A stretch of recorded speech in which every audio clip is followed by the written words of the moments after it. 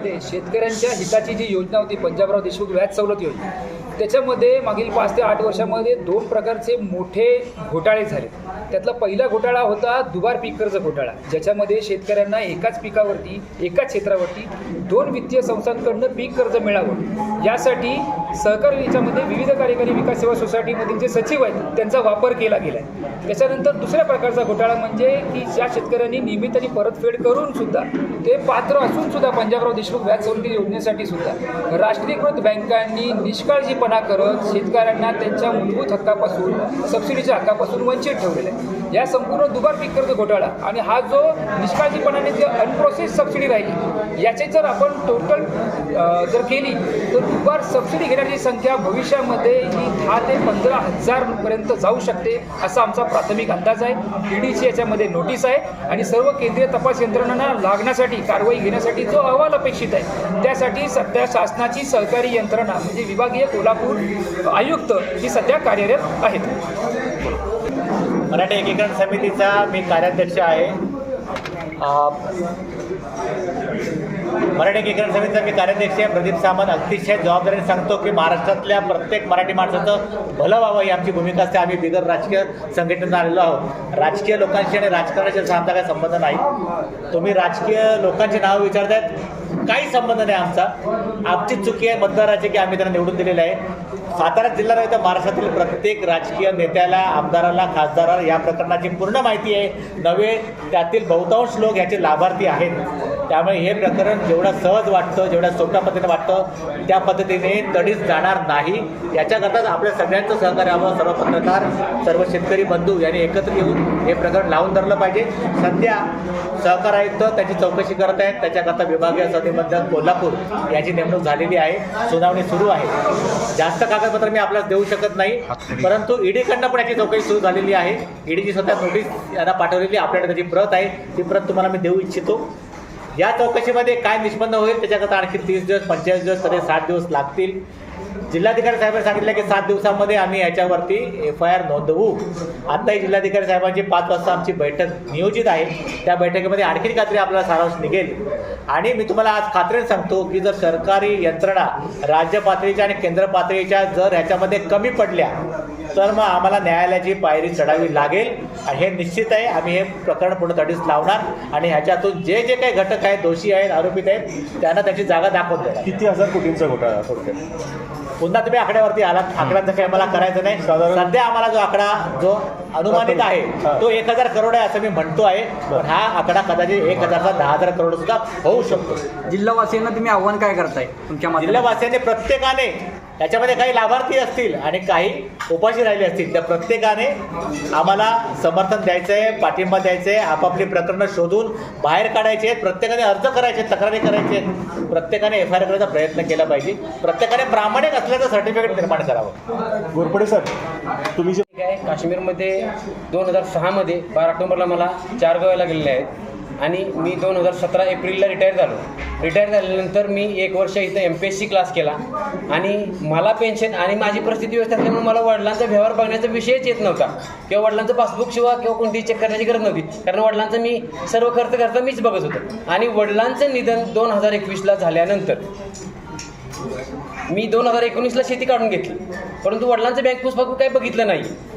2 वर्ष वाटाघाऱ्याने 2 उत्पन्न खाल्ली आणि त्यानंतर मी शेती काढून घेतली आणि 2021ला वडिलांचं निधन झालं. त्यावेळेला त्यांचं बँक पासबुक चेक केलं. त्यावेळेला बँक पहिल्यांदा प्रथम मला मोटर पाईपलाईनचा घोटाळा लक्षात आला आणि ते लक्षात आल्यानंतर मी कागदपत्र मागणी केली. ARने सुद्धा दखल घेतली नाही, सोसायटीने सुद्धा अर्ज करून सुद्धा कागदपत्र दिली नाही. म्हणून मी उपोषणाचा अर्ज दिला. इथं बोरगाव पोलीस स्टेशनने मला सांगितलं की तुम्ही उपोषण करू नका, आम्ही तुम्हाला न्याय द्यायला लावतो. तरीसुद्धा AR शंकर पाटील यांनी दिशाभूल करणारा अहवाल दिला. त्या अहवालाबाबत मी कागदपत्र गोळा करून, जसं वकील साहेब म्हटले की कागदपत्र असल्याशिवाय तुम्ही काय बोलू शकत नाही, त्या अहवालाच्या विरोधात मी कागदपत्र गोळा करून DDR यांना तक्रार केली. शेखर सिंग साहेबांनी सुद्धा आदेश दिले की ह्यावरती सविस्तर चौकशी होऊन आदेश करा, म्हणजे यांना न्याय द्या एक आर्मी पर्सन म्हणून. तरीसुद्धा मनोहर माळे यांनी एका सैनिकाची अवहेलना केली आणि कागदपत्राची कोणतीही 3 महिने सन्मान घेऊन कागदपत्रच बघितली नाहीत आणि अहवाल सादर केला. त्या अहवालाबद्दल मी राष्ट्रपतीपर्यंत पत्र दिले. आणि विभागीय आयुक्त अरुण काकडे यांना पत्र दिले. आज 2 वर्ष झाली मी या प्रकरणात लढतोय, परंतु वरती अनेक प्रकारची कर्ज मंजूर केली आहेत. पीक कर्ज, सामान्य कर्ज, मोटर पाईपलाईन अशी वडिलांच्या नावावरती बोगस कागदपत्र बनवून वडिलांच्या सह्या मारून या सचिव संभाजी धुंडराम घोरपडे आणि चेअरमन धनाजी दत्तात्रय जाधव आणि आमचं ज्याच्याकडे जमीन वाटेल होती धनाजी प्रसाद घोरपडे यांनी संगनमताने खोटी कागदपत्र तयार करून कर्ज मंजूर करून 9 लाख रुपयाचा घोटाळा केला. जवळ 8,88,360 रुपयाचा माझ्याकडे प्रूफ आहे. सैनिकाच्या घराला पण सोडलं नाही. हा, म्हणजे मला काय म्हणायचं, जर तुम्ही माझ्या सेवा करता आणि तुमच्या बाबतीत असं होत असेल तरी चुकीचं आहे. माझ्या बाबतीत असं होत असेल तर अशी शेतकरी किती अनपड आहेत. मला मनोहर माळेंनी स्वतः म्हणलंय, मी तुम्हाला उघड सांगतो आणि मी त्याचं व्हिडिओ टाकून मागले मनोहरांचं, की तुम्ही सैनिक आहात म्हणून तुमचं प्रकरण जरी हातात घेतलंय, दुसरा कोण असता तर हाकलून दिला असता. हा शब्द मला मनोहर माळेंनी वापरलाय आणि त्यांनी नाही म्हणावं, त्यांची नार्को टेस्ट करावी आणि त्यांनी नाही म्हणावं. हलगर्टेपणा आहे. मी प्राध्यापक सावंत, वसंतगड सोसायटीचा एक सभासद. सोसायटीमध्ये सहकार्याचे काही नियम असतात. त्या सहकार्याच्या नियमाच्या अधीन राहून सभासदांची कर्ज मंजूर करून घ्यायची असतात.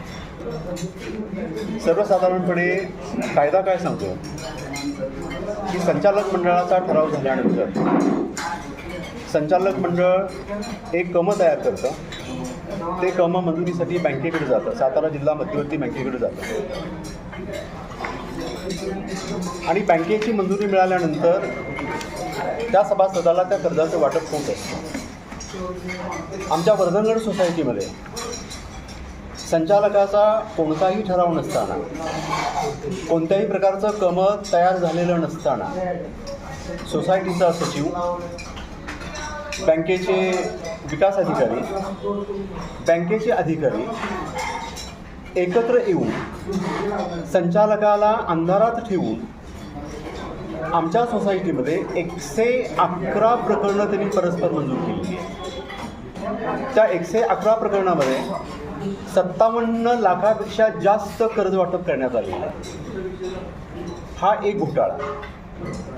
कम मंजूर झाल्यानंतर एका मंजूर झालेल्या कमवर आपण 3 वर्ष त्या सभासदाला कर्जाचं वाटप करत असतो. दुसरा यापेक्षा जास्त गंभीर जर अपहार कुठला झाला असेल आमच्या सोसायटीमध्ये, तर जुन्या कममध्ये ज्या सभासदांना कर्ज मंजूर झालेलं होतं त्या सभासदांची नावं खोडून, खाडाखोड करून काही ठराविक लोकांची नावं त्याच्यामध्ये ॲड केली, ती नावं घेतली आणि परस्पर त्या लोकांना त्या कर्जाचं वाटप केलेलं आहे. त्यानंतर आता एक तुम्ही सैनिकांचं एक उदाहरण, वर्धनगडमध्ये तुम्हाला मी 12 ते 13 उदाहरणं देतो की जे आर्मीमध्ये आहेत, सैन्यामध्ये आहेत, आपल्या भारत भूमीच्या रक्षणासाठी कुठंतरी सीमेवर काम करत आहेत, वर्ष 2-2 वर्ष ते कधी गावी येत नाही. तर माझ्याकडं कॉन्क्रीट 11 ते 12 प्रकरणं अशी आहे की सोसायटीचं ऑफिस कुठं आहे माहीत नसणारे काही सैनिक सभासद त्यांच्या नावावर परस्पर कर्ज उचललेलं आहे.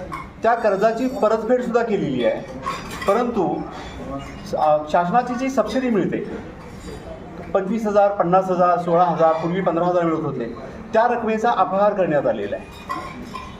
मयत केसेस, जी व्यक्ती मयत आहे त्या मयत व्यक्तीच्या नावेसुद्धा वर्धनगडच्या सोसायटीमध्ये संगणमतानं कर्ज मंजूर झालेली आहे. अशी बरीच प्रकरणे अशी वर्धनगड सोसायटी आणि अनेक प्रकरणं आहेत. आणि तुम्हाला आश्चर्य वाटेल की पाठीमागच्या 1.5 वर्षापासून आमचं हे नवीन संचालक मंडळ, मी स्वतः त्यांच्यासोबत जातोय. AR ऑफिसमध्ये कित्येक वेळा गेलो, DDR ऑफिसमध्ये गेलो. DDR ऑफिससमोर आम्ही एक दिवस लाक्षणिक उपोषण केलं होतं, तरी आम्हाला तिथं दाद मिळाली नाही. बँकेच्या अधिकाऱ्यांना आम्ही भेटलो, काही त्याचा उपयोग झाला नाही. आमचे 7-8 महिने त्याच्यामध्ये गेले. त्याच्यानंतर आम्हाला कुणीतरी सजेस्ट केलं, आम्ही विभागीय निबंधक कोल्हापूरला त्यांच्याकडे गेलो. आमची वेदना, आमचा जो प्रश्न आहे त्यांच्यासमोर मांडला आणि त्या अधिकाऱ्यांनी आम्हाला चांगली मदत केली आणि त्यांनी पुढाकार घेतल्यामुळं आमच्या संस्थेचं आता टेस्ट ऑडिट सुरू आहे. टेस्ट ऑडिट सुरू होऊन 1.5 महिना झालेला आहे, पण आजसुद्धा टेस्ट ऑडिटसाठी जे आवश्यक कागदपत्र, जे डॉक्युमेंट्स जे द्यायला पाहिजेत ते डॉक्युमेंट्स सचिवाकडून त्यांच्यापर्यंत पोहोचलेले नाहीत. सचिवांच्यावर कारवाई करण्याचा निर्णय झालेला आहे. त्यांना 7 दिवसाची मुदत दिलेली होती. मुदत देऊन सुद्धा तो अगदी राजरोसपणे त्या गावामध्ये फिरतोय आणि त्याच्यावर कुणाचंही नियंत्रण नाही. परवा 17 तारखेला या संदर्भामध्ये कलेक्टर ऑफिसमध्ये चर्चा झाली. कलेक्टर ऑफिसमध्ये बँकेचे सगळे अधिकारी होते. तिथं तुमचे AR साहेब होते, तिथं माळी साहेब होते, DDR होते, सगळे होते. असून सुद्धा 7 दिवसाची मुदत देऊन सुद्धा आज 15 दिवस झाले तरी त्यांच्यावर कुठल्याही प्रकारची कारवाई करण्यात आलेली नाही. ओके.